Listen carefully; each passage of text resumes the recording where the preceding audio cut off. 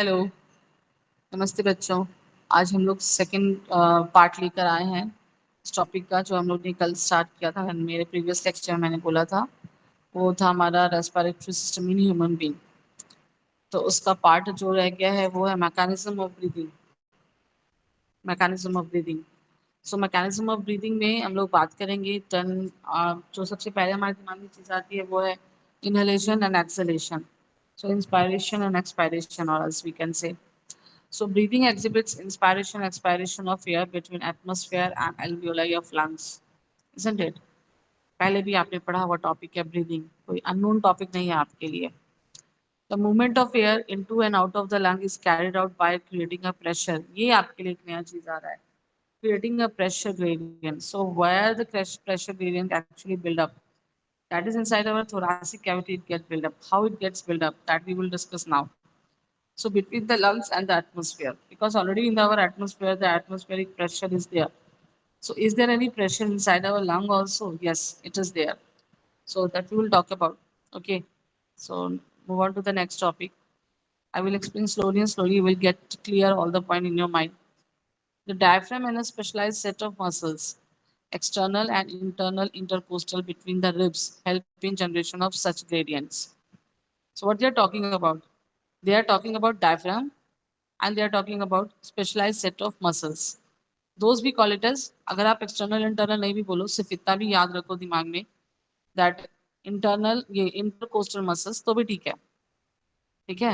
Ribs के बीच में जो मसल्स होते हैं ना, रिब्स के बीच में, देखो एक बार आप लोग डायग्राम पर आ जाओ तो आप लोग को अच्छे से क्लियर हो जाएगा ये वाला point, diaphragm and specialise set of muscles.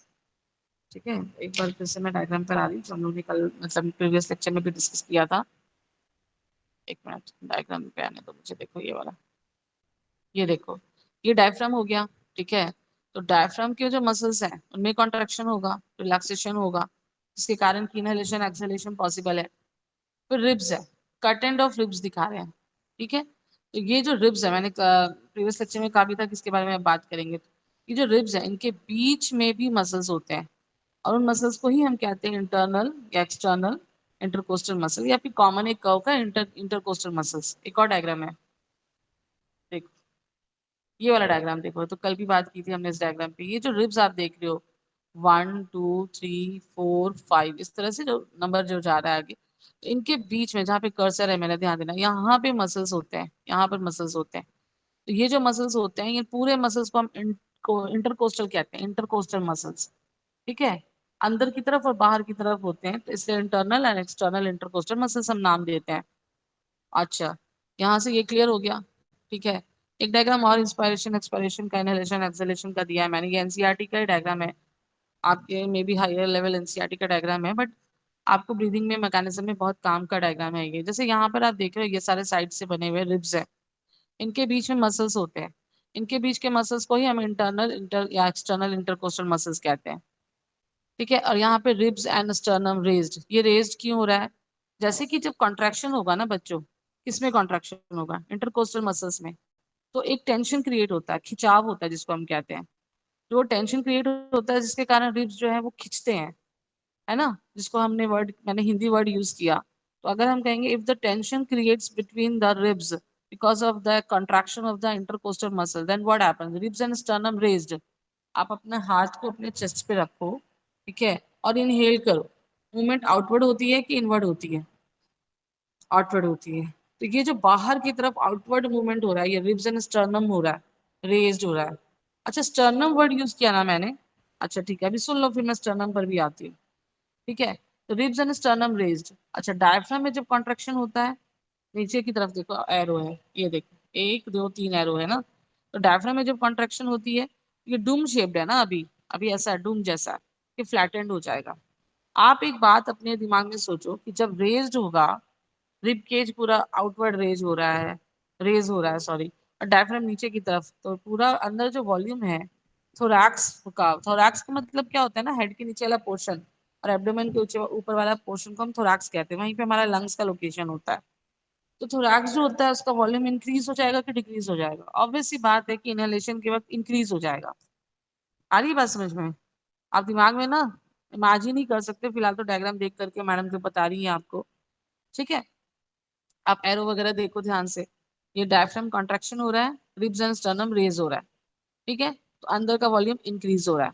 Volume जैसे इंक्रीज होगा तो बताओ प्रेशर डिक्रीज होगा कि इंक्रीज होगा? वॉल्यूम इंक्रीज हो रहा है तो अंदर जो प्रेशर है एयर का पहले से, ठीक है, वो प्रेशर इंक्रीज होगा कि डिक्रीज होगा? वॉल्यूम के साथ अगर वॉल्यूम बढ़ेगा तो प्रेशर इनवर्सली प्रोपोर्शनल है, तो प्रेशर डिक्रीज हो जाएगा। वॉल्यूम बढ़ रहा है, प्रेशर डिक्रीज हो रहा है। और जैसे ही प्रेशर डिक्रीज होगा तो बाहर से, क्योंकि क्या बोला था हम लोगों ने, as compare to the atmospheric pressure, तो बाहर के कंपैरिजन में अंदर का प्रेशर जैसे ही कम होगा, डिक्रीज होगा, तो क्या होगा? Movement of air from outside to inside. This is what we call it as inhalation. फिर से आती हूँ मैं इस पे, कोई टेंशन मत लो, बहुत आसान सा टॉपिक है ये, बहुत मुश्किल नहीं है। एक ही वाला टॉपिक को हम लोग पहले पढ़ ले, जरा समझ लें। ये देखो स्टर्नम वाला पार्ट देखो, ये हम लोग क्वेश्चन देते नोट में दिया है मैंने ना, तो नोट का देने का मतलब क्या है कि क्वेश्चन कभी ना कभी सीबीएसई ने पूछा है। Rib cage mainly formed of three parts. Number one sternum, front से। Number two from back vertebral column. Number three sides ribs. ध्यान रखना, रिब केज मैडम तब से यूज कर रही है वर्ड। रिब केज का मतलब क्या है? स्टर्नम, बैक से वर्टिब्रल कॉलम, साइड से रिब्स। अब आप इस डायग्राम को एक बार फिर से देख लो तो आपको बस ये पॉइंट क्लियर हो जाएगा। एक मार्क्स का क्वेश्चन है ये, ठीक है। ये देखो जहाँ पे एरो है मैडम का, ये वाला हिस्सा, ये स्टर्नम है, आगे से जुड़ा हुआ है ना, दोनों साइड से रिब्स है, साइड से रिब्स है। अब इसको हम लोग बैक करके तो नहीं दिखा सकते, बट इसको और ऊपर करके दिखाएंगे तो यहाँ से आपको पीछे वाला हिस्सा दिख रहा होगा, ये हम कहते हैं वर्टिब्रल कॉलम, बैक में हमारे होता है। तो तीनों तरफ से जुड़ा हुआ है, आगे से स्टर्नम से जुड़ा है, साइड से रिब से जुड़ा है, पीछे से वर्टिब्रल कॉलम से जुड़ा है। क्या बना दिया? रिब केज बना दिया, है ना? क्लियर हो गया? अब देखो थ्योरी पार्ट देख लो मैंने क्या लिखा है, फिर हम लोग आते हैं वापस से, क्योंकि आपको थ्योरी पार्ट में बार बार डाल रही हूँ कि जिन बच्चों ने मेरी क्लासेस को या लेक्चर्स को अटेंड नहीं किए हैं वो बच्चे फिर से देख लेंगे। Inspiration, or we call it as inhalation. It is initiated by the contraction of diaphragm, which increases the volume of thoracic chamber in the anterior posterior axis. Anterior posterior अब मैडम ने यहाँ पे दे दिया वर्ड, कोई दिक्कत नहीं है, ऊपर और नीचे की तरफ, ऊपर और नीचे की तरफ, एंटीरियर ऊपर, पोस्टीरियर नीचे की तरफ, ठीक है। The contraction of external intercostal muscle lifts up. तो अभी जो हम लोग कह रहे थे आउटवर्ड मूवमेंट हो रही है, वो किसके कारण हो रही है? एक्सटर्नल इंटरकोस्टल मसल के कारण हो रही है, उसमें कॉन्ट्रैक्शन हो रहा है। And the sternum causing an increase in the volume of the thoracic chamber in the dorsoventral। डॉर्सोवेंट्रल को समझना है ना आपको, तो आप अपने हाथ को सोचो, और अपने हाथ का जो बाहर का हिस्सा है वो डॉर्सल साइड है, और जो नीचे का हिस्सा है पाम, ये एल एम पाम, वो आपका वेंट्रल साइड है। तो आपका जो वॉल्यूम इंक्रीज हो रहा है थोरैसिक चैम्बर का, वो डॉर्सोवेंट्रल। देखो इसको समझने के लिए डायग्राम पे आ जाओ फिर से। अच्छा एक चीज और, it is an active process that is energy consuming process. Inhalation में एक्टिव प्रोसेस होता है, एनर्जी कंज्यूम होता है, ठीक है, ये याद रखना। अच्छा अभी यहाँ पे देखो फिर से डायग्राम में आ जाओ, चलो तब देखते हैं। ये तो एक्सेलेशन का, ये वाला डायग्राम को देखो ना आप लोग, इनहेलेशन का है, ठीक है। अभी देखो क्या बोला था, डायफ्राम का कॉन्ट्रैक्शन होगा तो यहाँ से ये एंटीरियर हो गया, ये पोस्टीरियर हो गया, ठीक है। और डॉर्सो वेंट्रली कैसे होता है? डॉर्सो वेंट्रली मतलब कि इधर से देखो, ये वाला हिस्सा हो गया, ये हो गया, ठीक है, और इधर वाला हिस्सा हो गया, हर तरफ से बढ़ रहा है ना। तो ये पूरा थोरासिक कैविटी का जो है, अंदर का कैविटी का जो है वॉल्यूम, वो इंक्रीज हो रहा है। Anterior posterior and dorso ventrally flat, मतलब ये हो रहा है, इंक्रीज हो रहा है।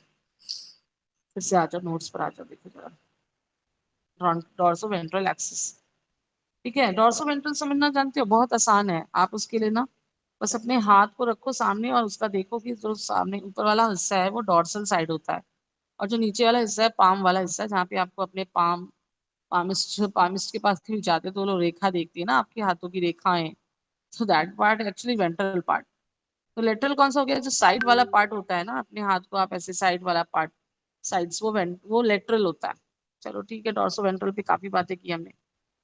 अच्छा, it is an active process तो बता ही दिया मैंने। N increase in pulmonary volume. अब पल्मोनरी वॉल्यूम का इंक्रीज होना तो डिक्रीज करता है intra pulmonary pressure. Intra pulmonary क्या, पल्मोनरी क्या, पल्मोनरी रिलेटेड टू लंग्स हम लोग बात करते हैं। जब हम बात करते हैं लंग्स की तो हम लोग साइंस की भाषा में, बायो की भाषा में उसको पल्मोनरी भी कहते हैं।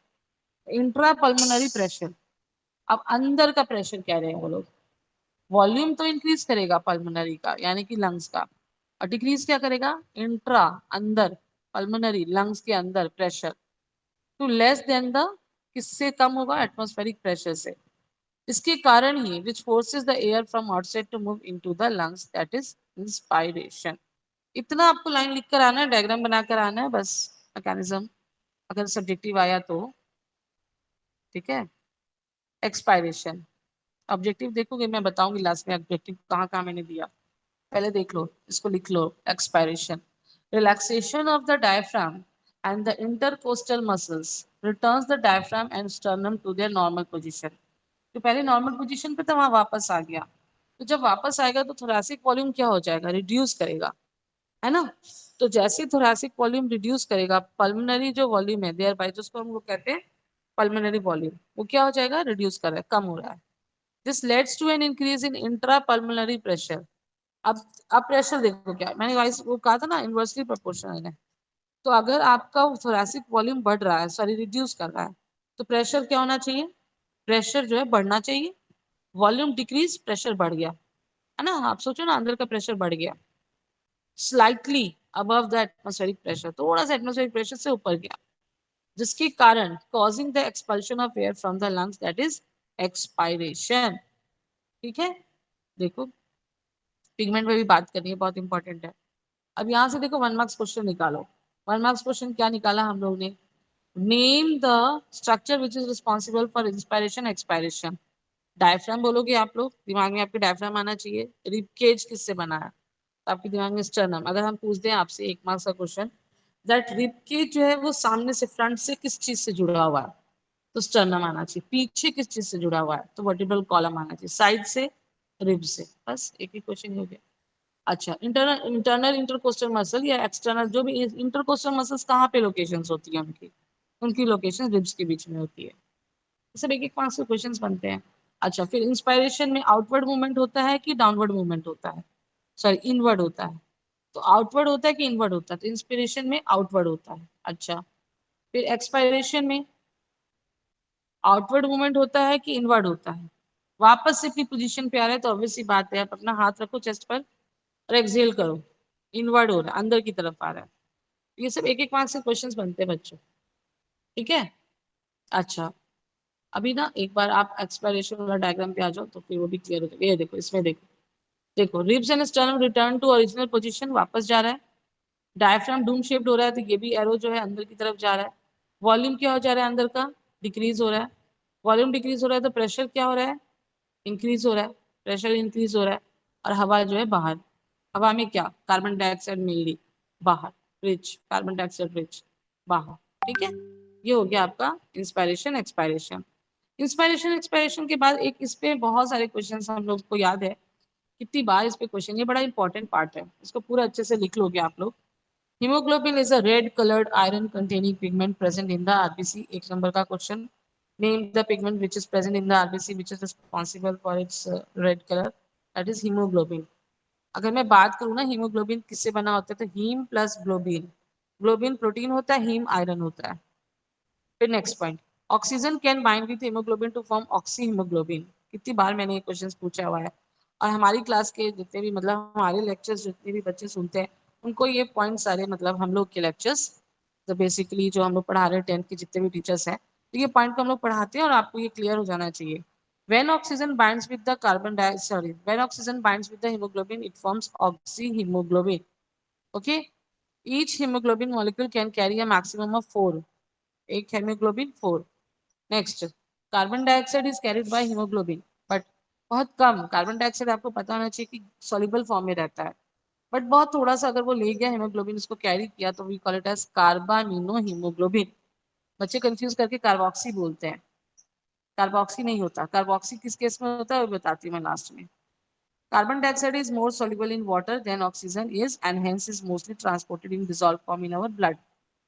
आपको 1 मार्क्स क्वेश्चन यहाँ भी पूछ सकते हैं, that whether the carbon dioxide in which form it get transported in the soluble form in water, मतलब प्लाज्मा में है, not combined with the hemoglobin। if some amount of carbon dioxide combined, then it form carbaminohemoglobin। अच्छा, अब मैंने बात की थी carboxy की। कार्बोक्सी यहाँ नहीं दिया है बट यहाँ पे बोल देती हूँ मैं। कार्बोक्सी हीमोग्लोबिन क्या होता है? Carboxy haemoglobin when the carbon monoxide combine with the haemoglobin. कोई ऐसा कंडीशन आप सोच लो ना कि आप एक ऐसी जगह पे हो जहां पर की हवा नहीं है, बिल्कुल भी वेंटिलेशन नहीं हो रहा, धीरे धीरे धीरे धीरे मतलब पूरा कंजस्टेड है, पूरा पैक्ड है। एक समय आएगा कि आपके बॉडी में कार्बन मोनोऑक्साइड कैरी करना स्टार्ट कर देगा हीमोग्लोबिन, इतना ऑक्सीजन यूटिलाइज करने के बाद। Then what it forms actually when carbon monoxide combines with the hemoglobin, it forms carboxy hemoglobin. तो मैंने यहाँ नहीं दिया पॉइंट, बट मैंने बोला है आपको तो आप इसको याद रखेंगे। इतना हो गया आपका मैकेनिज्म के बारे में। अच्छा, टॉपिक रेस्पिरेशन पे डेफिनेशन दिया है मैंने यहाँ पे। ये आप एनसीईआरटी का डेफिनेशन है। Food material taken in during the process of nutrition is used in cells to provide energy for various life processes which can be generated by process called respiration. ये आप डेफिनेशन याद कर लेंगे direct. Next, types of respiration on the basis of oxygen availability. Cellular respiration is of two types, aerobic respiration and aerobic respiration. तो इसके बारे में मैं कंटिन्यू करूंगी अपने नेक्स्ट लेक्चर पर। Aerobic respiration and anaerobic respiration का एक पाथवे है हमारे एनसीईआरटी में पढ़ना, उस पे बात करेंगे हम लोग, ठीक है। अभी आप इस लेक्चर में मैकेनिज्म तक रहने दो और उसको समझ करके आप लोग